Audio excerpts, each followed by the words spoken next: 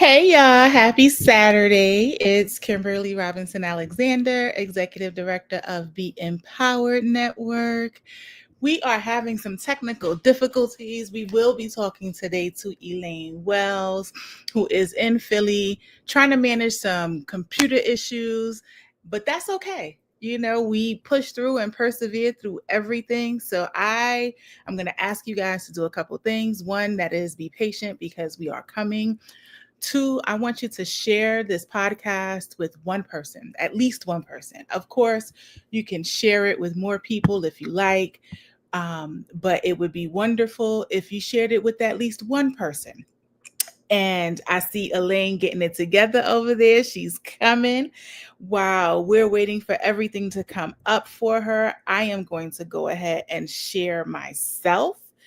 Um, because I think, especially this podcast, first of all, this is the last one in our series for Women's History Month, Her Story. That's number one.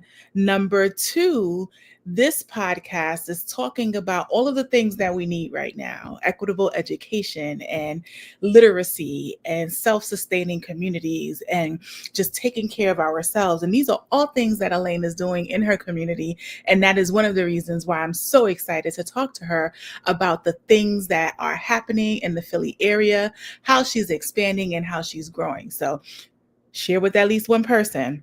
I'm going to do it right now too.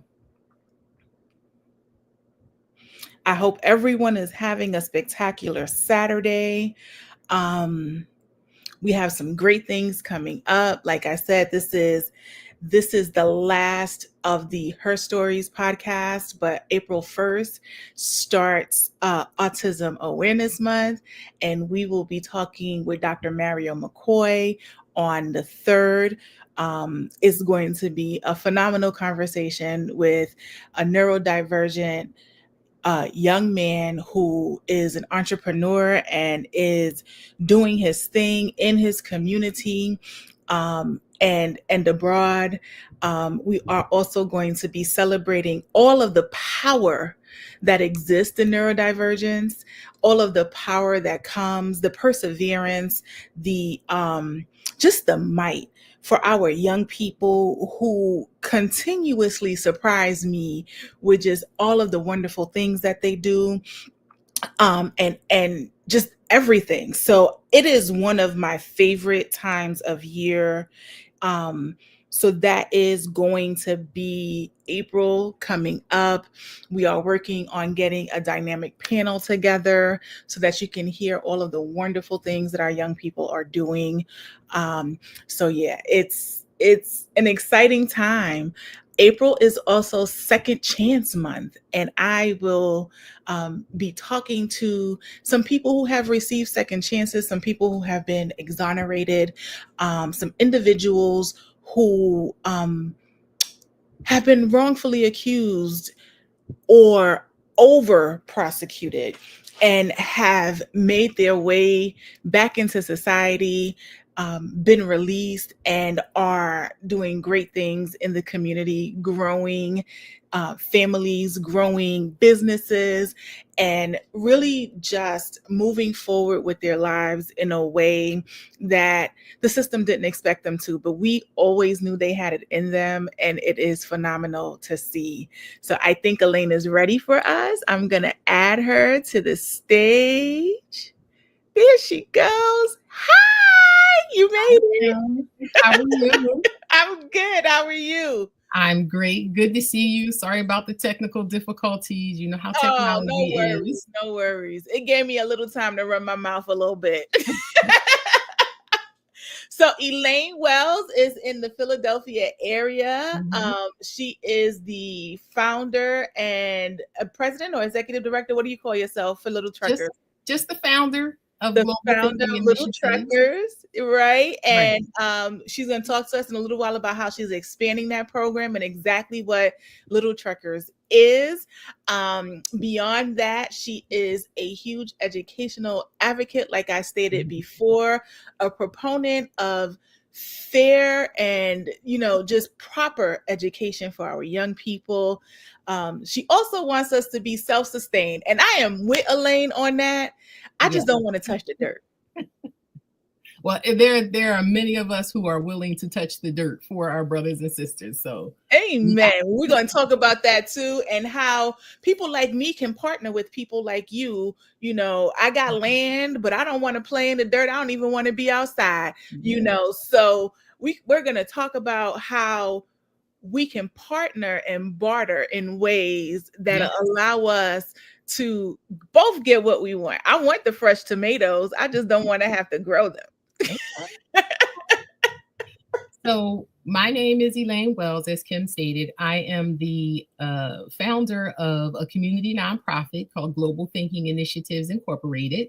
And I am also the director of a youth trail, nature, and literacy program called the Tiny Trekkers. It's Tiny Trekkers PHL for Philadelphia. Oh. Our nonprofit is a resource-based entity where we meet the immediate needs of the communities that we serve, which are largely African American, immigrant, and some brown, low income to moderate income Philadelphians who are and have been and sadly continue to be underserved, underfunded, and underrepresented. So we look to provide connections to resources where in workforce development, quality education, utility help, housing help, food insecurities, and programming. So we are also making a big move over the last 2 years. My organization has made a big move to environmental justice. Right? Because environmental justice is social justice. And by environmental justice, I mean the cleaning and greening of Black and brown communities. In Philadelphia, there's a tree plan. It's a 10-year tree plan. It has been going on. It's extended to 2035, I believe. And this is where the city and state are putting millions of dollars into sustainable green communities. And our communities have not been at the top of the list, and dare I say, on any of the list to receive some of these free resources.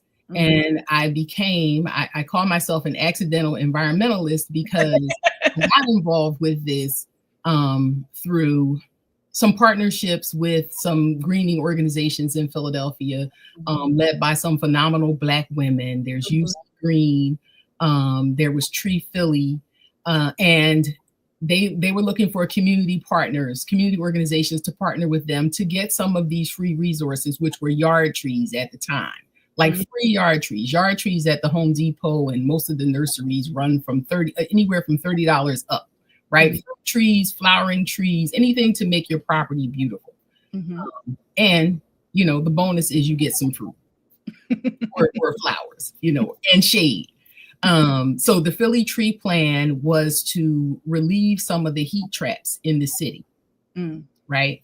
So when I got the opportunity to partner with these organizations to either plant street trees, or give away free yard trees, I learned that these resources were available for at least 10 years, free, right? And in Philadelphia, like most big cities right now, we're going through a period of gentrification where you can walk 2 blocks either way and see stark differences in the way neighborhoods look, right?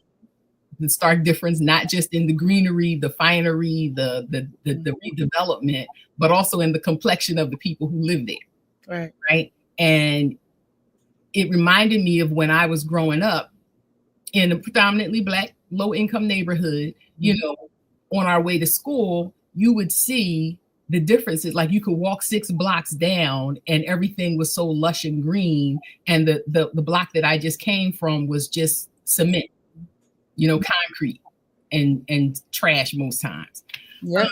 So getting that opportunity, just showed me that if these resources were available for so long, how come nobody in our community was getting them? And just doubling down on the fact that outreach to our community was not happening, right? The resources were there, but are you letting the people in our neighborhoods know about them? And when I took it upon myself to make that my mission to let our people know about it, I was met with such resistance because there's such distrust in the Black community about people wanting to come and fix up your neighborhood. Like, why? You know, are you fixing it? Are you fixing it up for us, or are you fixing it up for other people to come? Right. Are you moving the trees in to move us out? Exactly. There was a lot of community education that needed to happen. There was a lot of myth busting about having green trees in your community. A lot of older citizens were like, no, because you plant a tree here, the roots are going to break up my pipes, it's going to break up the cement, it's going to fall on somebody's car, you know. And truth be told, yeah, those are some of the things that can happen with trees. But also know that the only time a tree root will grow into your pipes is if your pipe already has a leak, because tree roots only grow to water if water is escaping from your pipe. So the other thing is that the trees that we're planting now are not the same trees that the city forced upon residents 20 years ago, which were the wrong trees. They were more park trees than residential trees. And they planted those trees without the consent of homeowners, and then put the burden of the repair of the sidewalk or any limbs falling or the trimming of the trees on the homeowner. So overcoming that, explaining to residents that the trees that we're planting now are not the same trees. These are more residentially appropriate. The benefits include noise reduction from traffic outside your house. It shades your house. It makes the interior of your house 20 degrees cooler than it would without a tree. It cleans the air. It reduces asthma in children, and our children are among the highest rates of asthma in the country.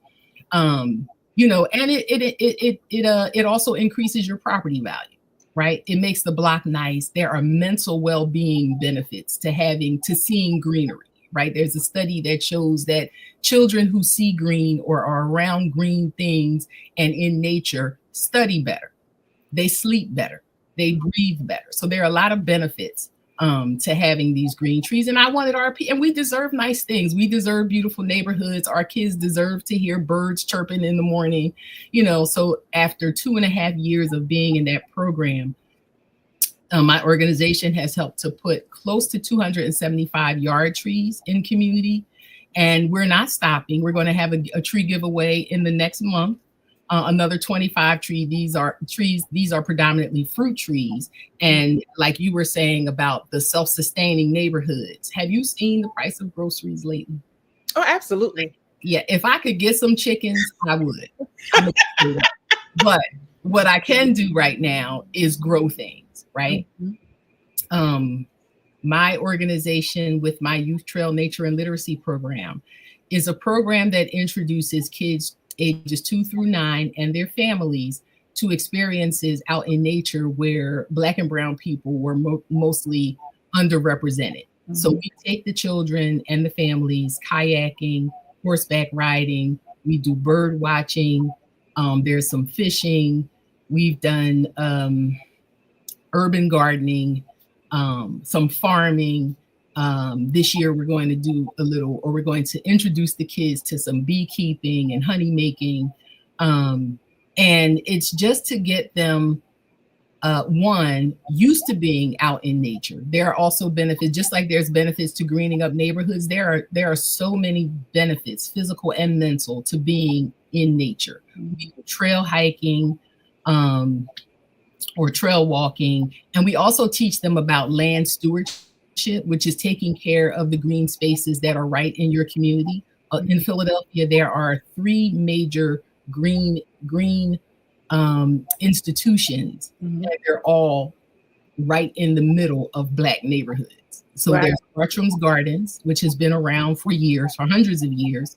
There's the John Hines Wildlife Refuge, and there's the Cobbs Creek Environmental Center, which is in the middle of Cobbs Creek Park, which is a part of Fairmount Park, one of the largest green parks in the country. So time out. I want to stop you for a second. Yes. So you grew up in Philly? Yes. Born and raised. And yes. Like you said, you lived in the inner city community, and you and I both know I grew up in Harlem. You grew up in Philly. My trees were encased in brick, and it was about this much dirt. You know, Yeah. the place we went to see greenery was Central Park, which was available to us. But I can't say that I ever lived in a space that truly made me appreciate nature. Where did this come from for you? Well, as you can see behind me, Mhm. this is my sun porch, and there are about 200 plus plants. My mom and her mom both had green thumbs, and I've just always been attracted and made to feel at ease around plants and greenery. I love the fact that you can nurture something from this big to something this big, and they don't talk back. You can talk to them. I play some music. They don't talk back, and they, they give love. They give love. The love that you pour into your plants, they pour back into you. So that for me is where it started. I think innately, I have always been a nature girl. Growing up, we didn't have the extent of our introduction to nature was the family barbecue, like where the entire family, maybe for a holiday or a birthday anniversary, we would go to the park and have a cookout. But it was contained to the area where the grill and the chairs and the music was. We didn't go exploring. We didn't go, we didn't walk any trails. I lived on a block that is now, it was always 3 blocks from the Cobbs Creek Park and the Cobbs Creek Trail as an adult for 12 years. And I never knew that there were trails, hiking trails, or even a creek. It's called Cobbs Creek. Never knew there was a creek down there. Now, had somebody directed me to about 20 yards into the trees, I would have discovered a trailway of beautiful. I mean, you see bird. You don't even feel like you're in the city. Yeah, Birds and that's like one of the things that I've talked about a lot. Like I talk about how our children need to know and understand that their worlds and their lives are not our 4-block radius. Right. Like right. There is so much more to discover than just, walking distance, so to speak, for our young people, especially in 2025. I'm from New York, you're from Philly, so I know that you've used your feet for a lot of things. Oh yeah. Nowadays, these kids don't want to walk anywhere. I'm like, no. It's not a long walk. I don't want to walk anyways. This is the extent of their travel, right? Absolutely. So it's amazing that you could discover such beautiful spaces, such nurturing spaces, and educational spaces right there in your neighborhood, and for 12 years not know that it even existed. Right. This discovery of these spaces that have been here for probably hundreds of years was within the last 4 years of my adult life. Right. And starting with Bartram's Gardens, which is a botanical garden. It's an award-winning garden. I believe there are 47 acres of this beautiful green space down by the river. They have free kayaking. They have free bike riding where they lend you the bikes. They have free fishing where they give you the rods. And I think they give you everything but the bait, right? And the bait you can buy for like $5. But all of this programming has been available. And my first introduction to Bartram's Gardens, like inside the gardens, I didn't see 2 other people that looked like me visiting. The group that I was with looked like me, but the people who were actually in the gardens didn't look anything like me. And to find out that there are all these free things to do and beautiful things to see. And it's the same thing with the John Hines Wildlife Refuge, right? That's a national refuge with national park rangers. They have free kayaking. They have free canoeing. They have fishing. They have like butterfly and bug hunts, which I have taken my tiny trekkers to do. You're making me itch, girl, but go ahead. Kids are naturally, especially at that age, right? Kids are naturally curious and they have all the energy you're ever going to need to do anything out in nature. There are some times where the kids are so far ahead of the group of parents, it's like, wrangling kittens because they are so enamored with all of the beauty of nature. We took them on our first trail walk, and we happened to be lucky enough to get a young lady from Parks and Rec came to lead our trail walk. And she had happened to be coming from a bird watching event. And she was like, you know what? I have some binoculars in my car, and I think I might have some kid size one. Well, she did. The kids got the binoculars, and oh my gosh, it was the most adorable and hilarious thing you ever want to see. They were bird watching the cracks in the trees. They were bird watching each other's eyes. They were, of course, looking at some birds, but they were also looking at bugs. They were looking at fish in the creek. They were looking everywhere, and they had a whole meltdown when it was time to give the binoculars back. Right? They were like, why is this lady taking our glasses? They did not understand why they had to give those binoculars back. But at the end, how old are the tiny truckers? They start at age 2 and they go up to age 9. And we invite family. So it's mandatory for an adult 18 or older, a parent or guardian, to come along because we believe in the power of bonding in nature.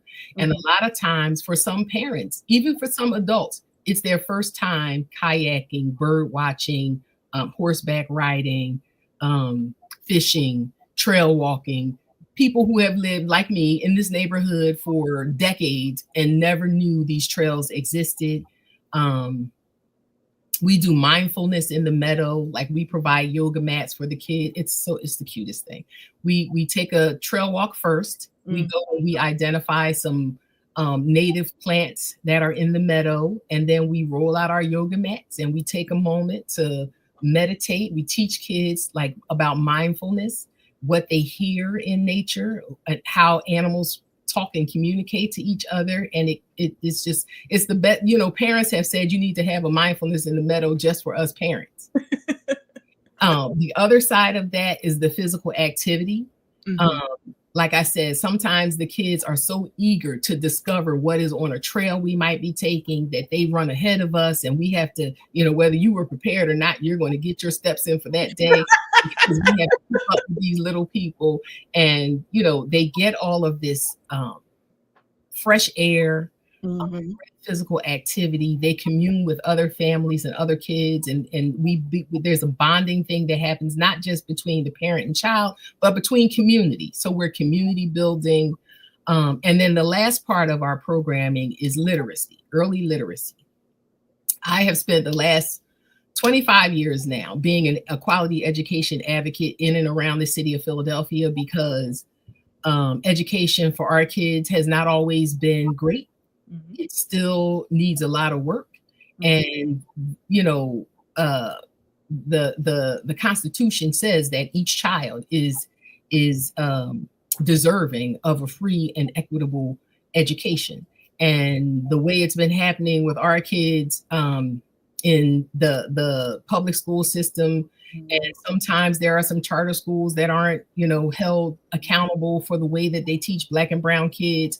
And we have to supplement a lot. For my 3 sons, they've been educated in every type of school environment. They've been homeschooled. They had cyber school. They did charter school. They did public school. One got an accidental ride to a private school for a year in kindergarten.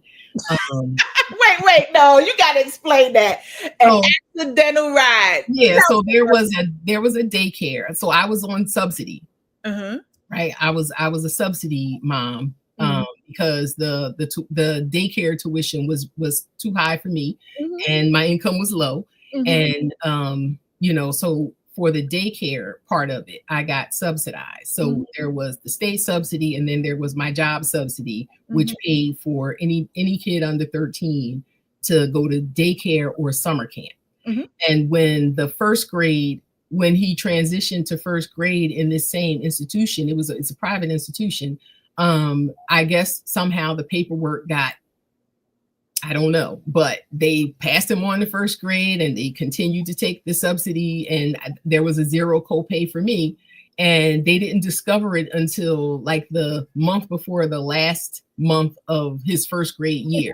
And they were like, well, subsidy isn't supposed to cover actual school. It only goes to, it was kindergarten, I'm sorry. It only covers the daycare.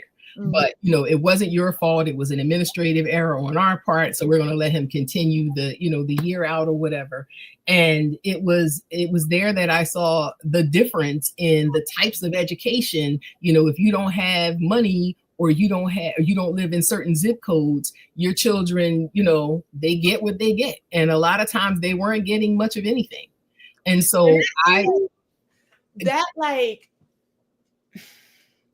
that takes me to when you use the word equitable, because there is such a vast difference between what people feel is equitable for Black and brown individuals and what people feel is equitable for white individuals. And we don't see that any better than right now, right? The climate that the world is in right now, in this moment.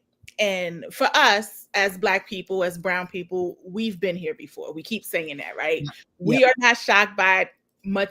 We're not shocked by what's happening. We're not shocked about what's going on right now. And so, we know this place, but it's maddening. Like, it's the thing that keeps me criminal. It's criminal, Kim. It's criminal. I've been doing this work for 25 years and not much has changed from when my 31-year-old son was in kindergarten and first grade to when my grandkids, who are now in kindergarten and first grade. Not much has changed for, public education. So, it has been a fight. I believe in the power of school choice. Like I said, my kids have been in all 5 of those types of environments to learn. And when we finally landed on what I thought was a good fit for my family, people, there were rallies against funding charter schools because it was a charter school. It's an all boys charter school. Shout out to Boys Latin of Philadelphia. It's an all boys charter school, one of the only single sex charter schools in the state. And that was a fit for me. That was what I felt my son needed to succeed. And having that option for me was important, but there were people who rallied against funding or expanding a school where over the last 6 to 7 years, they have had greater than 90% college acceptance and attrition, not just kids going to college, but kids finishing college, all boys, all Black boys, right? That's the problem right there. You just said it. It's not that it's an all boys school. It's not that it's even funded with city dollars, or state dollars. Yeah. And it's that it's for Black students and successful. And they're successful at creating thinking individuals who value education. And I educated children in Pennsylvania as well, not in Philly, but in Reading. And that was one of the hardest times in my life. I have to say, it was one of the most difficult.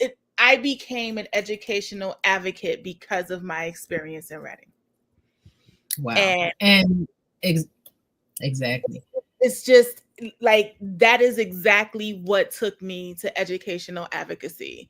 It is how I discovered that I could sign my name on a piece of paper and talk before a school board. It was how I learned what compensatory education was. It is how I learned what due process is. It is how I learned all of the things and all of the words and all of Kim, what they would consider loopholes, right? And parents don't know what they don't know. The general parent does not know what they don't know. They don't know about the chain of command. They don't know about the steps to take to get an IEP or 504 for your kid. They don't know that you can challenge when somebody tells you your kid does not deserve to be in this class, this AP class, because we don't feel like he's capable. They don't know that you can challenge that. They are not the end, the end all be all for the education of your child. You know your child best, and a parent's voice is important. Parents don't realize the power that their voice actually has. And so advocating and teaching other parents to advocate has been something I've been doing for, like I said, I've been doing it myself for the last 25 years, but teaching and encouraging other parents to use their voice and show them how to do it and why they should do it has been for at least the last 10 years. Absolutely. And it's amazing because we were in environments, you're still in that environment. I'm now in Houston, but in this environment, we have some of the same challenges. And it was one of the most impoverished of the mind communities that I ever lived in. The way that the parents have been disempowered to advocate for their children and just took and believed what it was. And I was in a predominantly brown area. I was in Redding. It's probably someplace between 60, 70, 80% Hispanic, right? Lots of monolingual families. And just this understanding that what a teacher told them was not the gospel, right? Like, I came from New York, where choice is a big thing, right? New York as a whole, New York City as a whole is about choice in so many ways. Yes. But if you could get your kid to school, whether you took 3 trains and 2 buses to get there and they were on time and they did well, you could take your kid to whatever school you wanted to. Right. So then I moved to Reading, and it was this zone thing. I had never heard of it. Oh my God, yes. I had never heard of zoning. And so I get there and I'm like, no, but I want my kids to go to this school. And they're like, well, you can't do that. Yes, that is Pennsylvania. That is Philadelphia. My first experience with the heartbreaking disappointment of when my oldest son was about to start kindergarten. All I was told, and I'm new mom, you got to register your kid for kindergarten. And I'm like, oh gosh, so where am I going to take him? So there was this school, nice green lawn, big yard, lots of playthings in the yard, nice neighborhood that I passed on my way to work. And I'm like, well, he's going to go there, right? Got my paperwork, his documents, and I even let him go and put his soon to be new book bag on. And we go into school, and this lady from the office, like I didn't even get to the office. There was like this big open window. She was like, can I help you? Ooh, just like that, huh? Yeah. And I was like, oh, I'm coming to register my son for kindergarten. And she was like, well, what's your address? And I gave her my address, and she looked so relieved. And she said, oh, he can't go here because he's not in our catchment zone. And she brought me this big board with a highlighted area of where you had to live to go to this school. And I was angry, and I was hurt. I mean, I was so emotionally not embarrassed, but just defeated, I guess. Like how dare you? She seemed so happy to tell me that my brown kid, my black kid, could not go to her predominantly white school, which I didn't even know at the time. But and so that was the beginning of my hunt for a school choice, because I saw the neighborhood school that my nieces and nephews went to, and I just refused. Like, he cannot go here. He cannot go to this school in this environment, in this condition.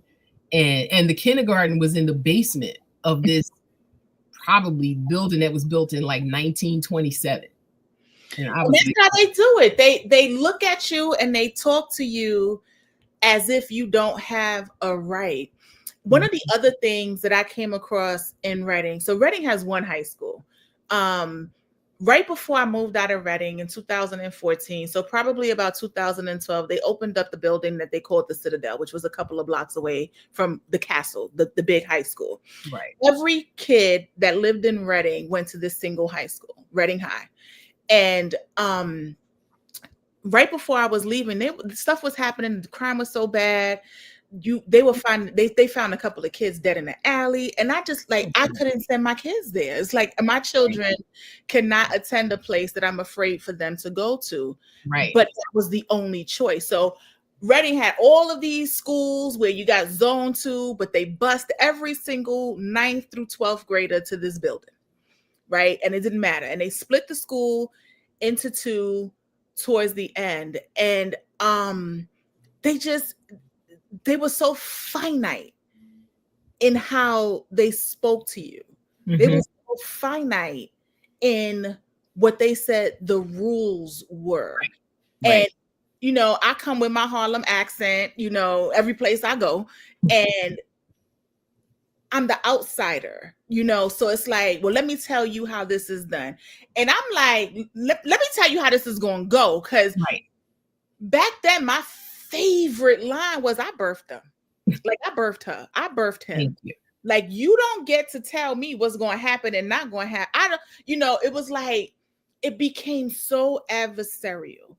And Yeah. education should never be adversarial. No, it should not. It's a right. It should be quality. No matter where you live, no matter how much money you make, all kids deserve a quality education.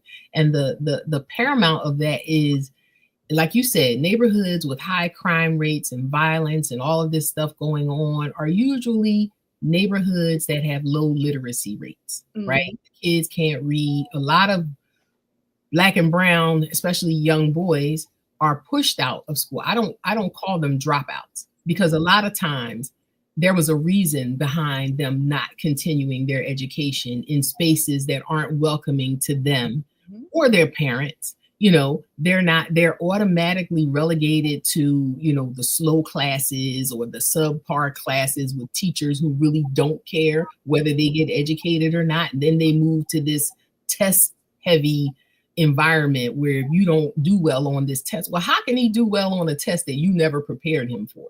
Right? That's the first thing. The second thing is, there was a period of time where our kids were just pushed through, whether they could read or not, whether they could write or not. You're graduating, nobody cared, and you're reading on a third grade level. And so these are in Philadelphia, 71, over half of adults in Philadelphia are considered functionally literate. Right? Functionally illiterate. I'm sorry. And they're just, these are the people in that are they have to take the low paying jobs. You know, they're being worked to death. Their health is failing. They're not, you know, they're getting by, like just barely able to read basic literature or an application or anything of that sort. And the bigger problem is kids ages 16 to 24 have become the biggest population of illiterate people. And when you're illiterate at that age, there's a lot that you can't do. You can't get a birth certificate. You can't, because you can't fill out the application. You don't have a job, so you can't pay the fee to get a birth certificate. You can't get a social security card. You can't get a state ID or a driver's license, because one, you need the other two things, the birth certificate and social security card. You need to be able to read the signs. You need to be able to understand the signs. You can't write. You can't read. You can't write. You don't have access to social services because, again, you need those vital documents. You need to be able to read to know what you're filling out for. You can't get housing. You can't get health care. So these young people are literally surviving, right? And sometimes I want to connect the dots for you. Yeah. I'm sorry, I keep interrupting you, but you get, like, it's all of these things that are just like bubbling up in me. This is my life. Yes, this is all of the things that are bubbling up in me. And one of the things that I want to connect in this moment, two things actually.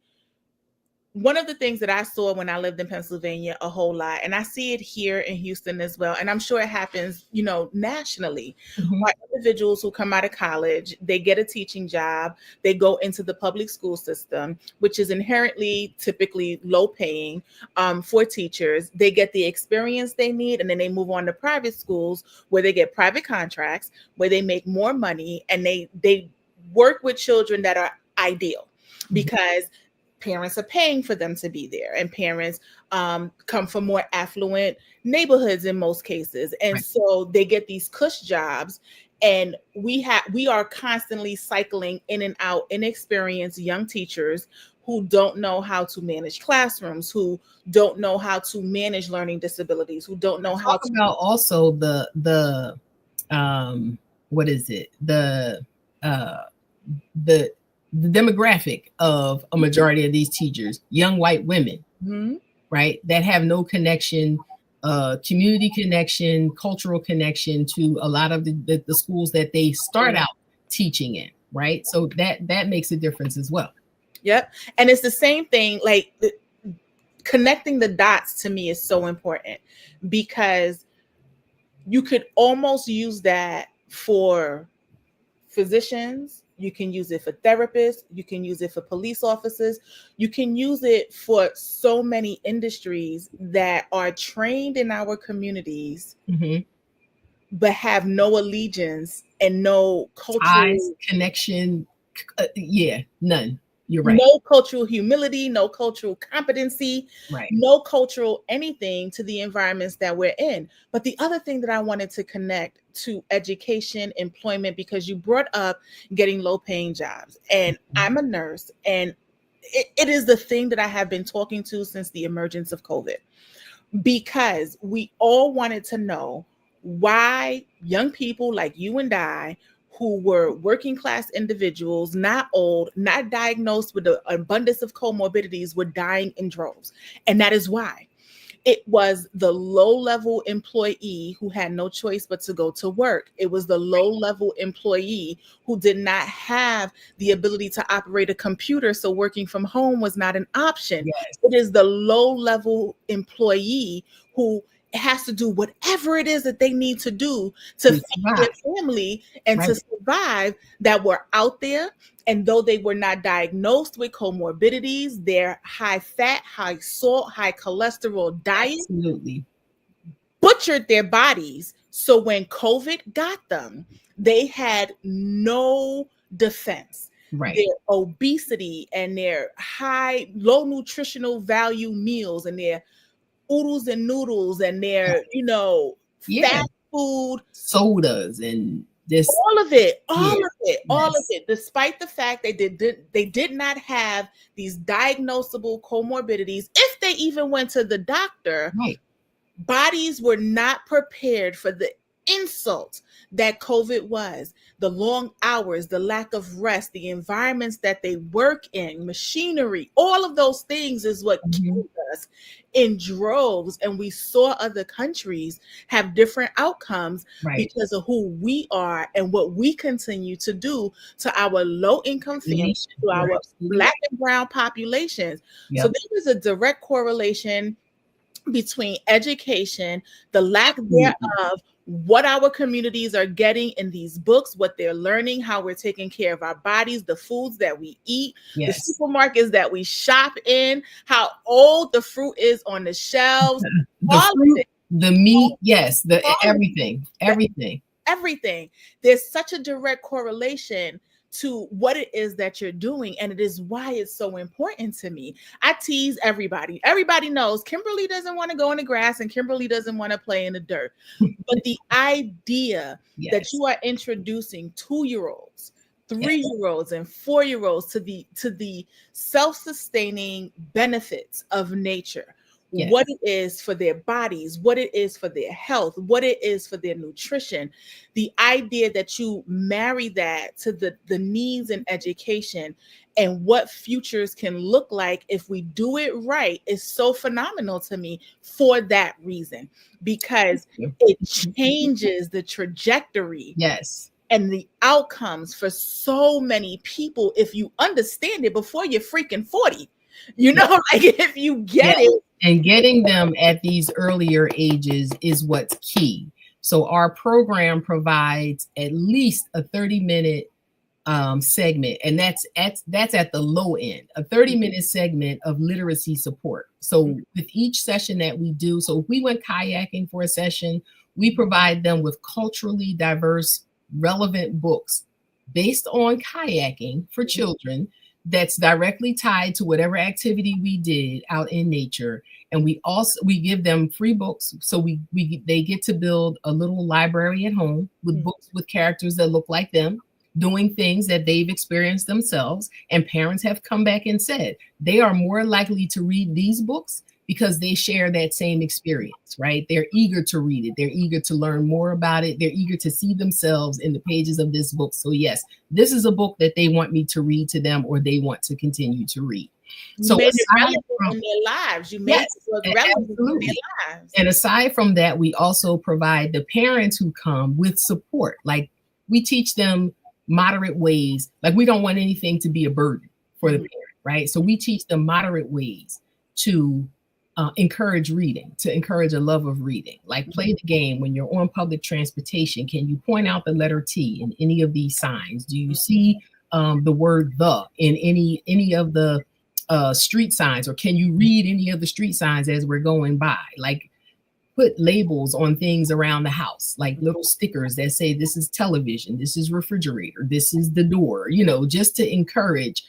Always keep, there's a learning opportunity in everything and everywhere, right? And just make it fun. We have there's a good brother in Philadelphia. He's the CEO of an organization called the Center for Black Educator Development, Sharif El Mekki, and he is actually the son of two Black Panthers that resided in Philadelphia, right? Storied history there. It's a really good story there. But he started out as a teacher. He went on to become a principal, and now he runs the center where they encourage and they are looking for Black educators. Like they want to support Black educators. Black teachers in schools are usually, if you're a male, you're usually the disciplinarian, right? You don't get any support. You're surrounded by other teachers who don't necessarily share your background or your culture, and you're looked to break up fights or to substitute the room of the kids who they feel like are troublemakers, and you don't get a lot of support. You don't get a lot of encouragement to continue, like to become a principal or to become, an administrator or a superintendent. And but they get stuck in the same places, right? They either acquiesce or they are pushed out. Exactly. Exactly. And so his organization, so a part of his growing up, they used to have what they call porch lessons. Like the aunties in the community would gather all the kids and give literacy lessons, teach them the alphabets. And there's this version of the alphabets called the Freedom School ABCs, the Freedom School alphabet. And rather than saying the name of the letter like the traditional alphabet, the ABCs, you say the phonetic sound of the alphabet. And I'm just going to give a little example. It's abacada, efaga, haija, lemina, apa, korasata, avawa, za, ya, za. And I'm going to tell you, we did a whole campaign. It's a campaign with the Center for Black Educator Development and an organization called the Mighty Engine. And the campaign was called Right to Read Philly.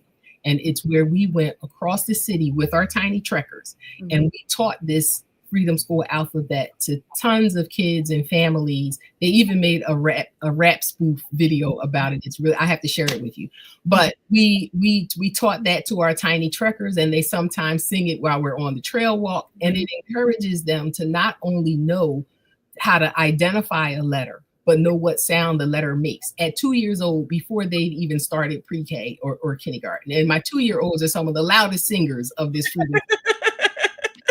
It's adorable. It's adorable. They don't have their inside voice yet. Yes. And you know what? And out in nature, they don't have to have an inside voice. So we encourage it. Scream it at the top of your lungs if you like, as long as you're singing it and as long as you're enjoying it. But we also my granddaughter to you, because inside or outside, she don't listen. She is the loudest thing on the inside of everything. It's heartwarming. It really is. When we met, and we first of all, when we met, we were kindred spirits, because all I got from you was like, I'm here, but no new friends. I don't know about this. And I remember, yes, that's the city girl for you, right? Like that's Black city girl for you. I was like, okay, that is true. That is true. New friends. Now you got 19 new friends. Oh my God, brothers and sisters. I wouldn't even say that's my family. Y'all are my family. So then the other part was, it tickled me to death when you talked about the breathing. You was like, this was good, but I don't know about that breathing. And it tickled me to death. And it's so funny to then hear you talking about like just meditating and like, yes. Like you give kids who may never experience these things Mhm. the opportunity to self-regulate, the Mhm. opportunity to learn techniques that can stay diabetes, that can stay heart disease, that can stay high blood pressure, just by understanding how to ground and regulate their bodies. And Mhm. I hope that you make those connections. I hope that you understand that as much as what you're doing is about literacy and environment and sustainability, it is also sustaining to their bodies. It's Mhm. also tools and techniques that are generational. Yes. Because just as your grandmother and your mom showed you how to grow your plants, and I'm a plant fan, I tell you, one thing that I enjoy are plants in the house. And I Yes. used to have huge trees in my bedroom, and then I found out I was allergic to them, Oh, and really? my doctor made me take them out. But I was so sad. So inside the house, I'm a huge fan of those things. Um, they feel. I like having life in my room. I like having life in my home. Seeing something other than just children grow. Um, Right. it feels good, you know. And I do play with indoor dirt. I don't play with outdoor dirt, but I do play with indoor dirt. But it's while the world keeps giving us intergenerational deficits, right? While the Mhm. world keeps producing these things that we have to overcome Yeah. generationally, annually, daily, minute by minute, especially right now, it is amazing to have a program like yours that is combating that by producing generational responsibility to oneself, to one's family, to one's community, because that's what it becomes. And we have about 8 minutes left, and that's what I want to talk about. I want to talk about how we connect people like me Mhm. who, with allergies and grass aversions, can work with programs like yours. Sure. So we encourage volunteerism on every level. So all of our outings are not necessarily in the forest or in the All I woods. see, Elaine, that's all Um, I see is trees. but we love community volunteers. We love people to come in. If there's an expertise that you have that would be beneficial to our kids, we would love that. Like, we've had connections with some of the community farms where our kids have been able to go in, and this is a farm, not the woods. It's still dirt, but it's not out in, out in nature. But our kids have come and helped plant and then return later in the season to help harvest. They get to see what they produced or what they helped to grow, what they helped to bring forth, and they get to take some of these fruits and vegetables home, also learning the benefits of an apple a day or what broccoli does for the body, or it's an amazing transformation that you see in little kids, even with tree planting. So some of we plant trees on streets. There's no dirt there except for the dirt that we're putting. There's not a lot of bugs, so help do that. Our kids have planted trees on several of the school campuses around the city. My grandkids have done tree planting at Sayre High School in West Philadelphia, and they go past now. These trees are huge, and they take pride in saying, "I planted that tree." Like, that was something my hands did. We are going to establish a tiny Trekker youth garden at the Cobbs Creek Environmental Center in Cobbs Creek Park. It's not a lot of dirt. It's like on the outskirts of the woods. So we want to prepare the raised garden beds. But people can donate stuff like the seeds. People can donate, Absolutely. We even if you don't want to go out there. So Yes. seeds. What else do you need? Do you need waters? The I don't know. So along with our books and the activity that we do out in nature, we give the kids, we call them continuation activities. So we give them little things like bug viewers or garden sets, like the little rake, the little shovel, the little, digger, and it comes with a little watering can. We take contributions for books, for tools. We get little teeny weeny garden gloves. They are so freaking cute. And we use them, seasonally. So we also are expanding to a tween trekker program for kids ages 10 through 13 this year. Because we have had parents ask, we bring our little kid out and the bigger kid comes along, but they're kind of bored because the activities are geared toward younger students. They still get to experience the actual activity. They get to horseback ride, they get to kayak, they get to bird watch. But the literature, the books that we give out might be too young for them. Some of the tools and things that we use are too small for them. So we're always looking to build capacity to supply our older kids with books, age appropriate books for them, for the tools and things like that. We are also fundraising for a bus. Our program is 100% free to participants. You are never asked to pay anything for anything. But sometimes we do realize that sometimes getting to certain places can be a barrier or a challenge for some families. And what we've done in the past is either carpool, or we've been blessed to collaborate with another organization, the Young Chances Foundation, who actually have buses, and they've loaned us scot-free buses to take families to destinations out in nature. But we are looking to get our own bus or two, or van, whatever it looks like. But yeah, we if there, like I said, if there's an expertise that you're good at, we have someone coming in to teach the kids about water testing the water in the creek. We have students from the University of Pennsylvania coming in on the 19th. We're going to have Tiny Trekkers Take the Creek Day, where the kids will actually get to put on little waders. Those are the waist-high rubber boots.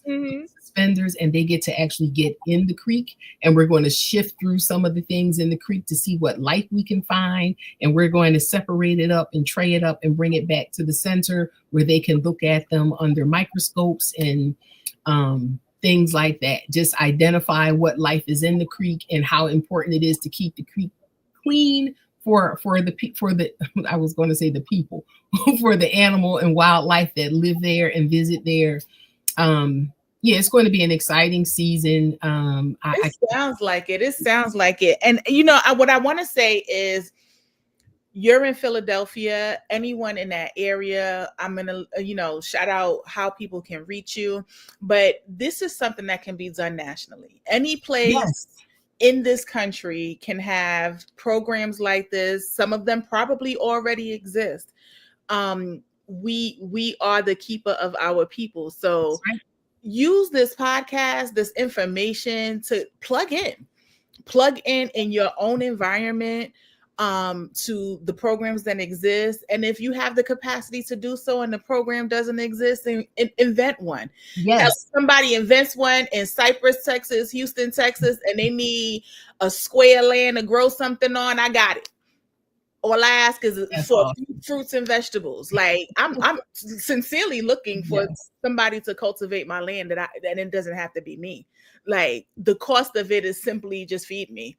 That's the cost of it. But seriously, like if you are in an environment, if you have the wherewithal, the expertise, like Elaine said, certainly like this is the time for us to cultivate these types of programs. It's the time for us to pour these skills and information into our children.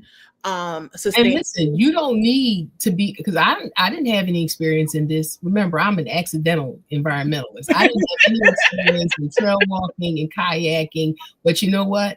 I do have the capacity to build and collaborate with other people who do. Right. And bring them in to teach and show and share experiences with the little people that we serve. So, just do it. Just do it. If it's not there, yes, just do it.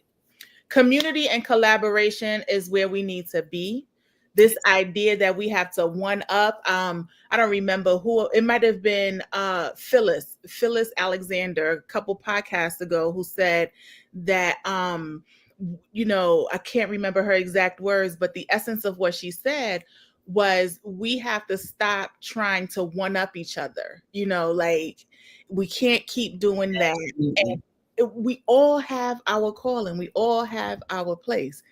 Your place is in the dirt, in the forest, in the creek, in the kayak, and my place is on land supporting you guys. Like we all have our place, and we have to come together as people.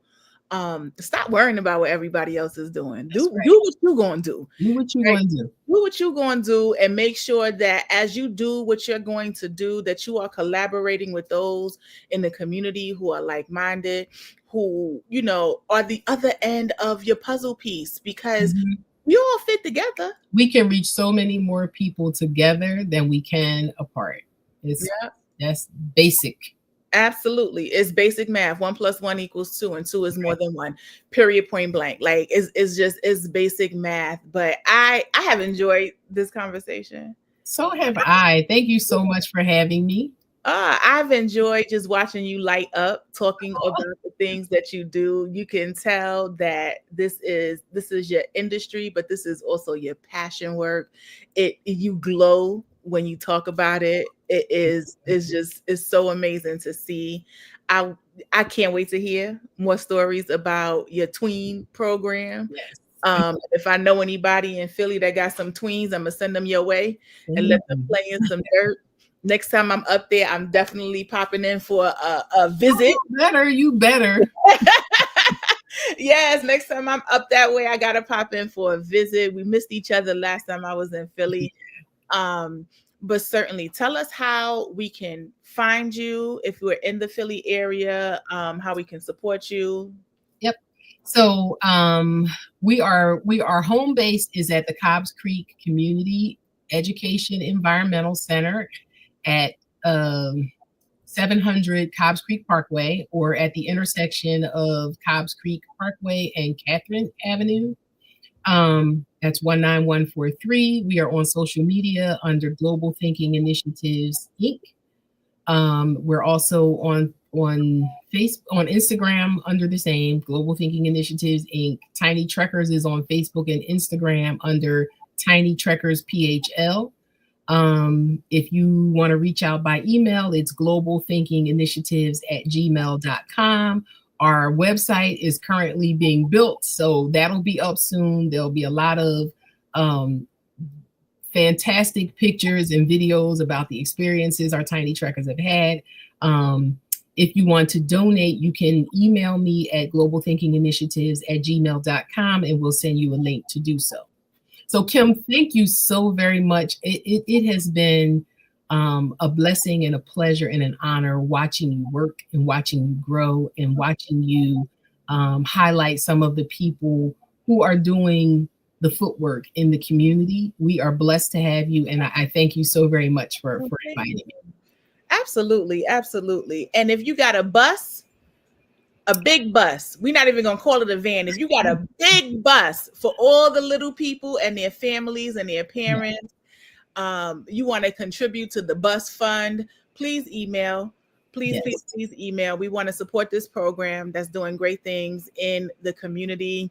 Like I said at the beginning of the podcast, we are getting ready to launch our very first Autism Awareness Month campaign. I am so excited to talk to Dr. Mario McCoy, who is a phenomenal human, a phenomenal entrepreneur, a phenomenal individual who gives back to his community on April the 3rd. That will be at 7 p.m. So I'm looking forward to seeing you guys for that. And again, if you have a neurodivergent son or daughter who is Black or brown and they have a talent, a thing that they do that you want to highlight, they want to highlight, and they are willing to share, please email info@b-empowered.com for more information about our talent showcase. I'm looking forward to highlighting all of the great things that our children are doing in the community. Elaine, it's been a pleasure. Thank you so much. And I see you guys next time. All right. Take care. Bye-bye. Bye-bye.